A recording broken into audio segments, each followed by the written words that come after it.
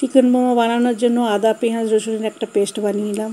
তারপর টুকরো করা সলিড চিকেনের টুকরোগুলোকে নিয়ে পেস্ট করে নিলাম। তারপর কড়াই তেল গরম হলে তার মধ্যে এই আদা রসুন পেঁয়াজের পেস্টটা দিয়ে একবার নাড়াচাড়া করে তার মধ্যে গরম মশলা দিয়ে দিলাম। তারপর মশলাটা বেশ ভাজা হয়ে গেলে তার মধ্যে চিকেনের টুকরোগুলোও ফেলে দিলাম, দিয়ে ভালো করে নাড়াচাড়া করে একটু লবণ, সামান্য মিষ্টি, চিলি সস, টমেটো সস, হলুদ গুঁড়ো ইত্যাদি দিয়ে বেশ ভালো করে কষিয়ে নিয়ে সামান্য পরিমাণ জল ঢেলে সেটাকে সিদ্ধ করে পুরের আকারে বানিয়ে নিলাম।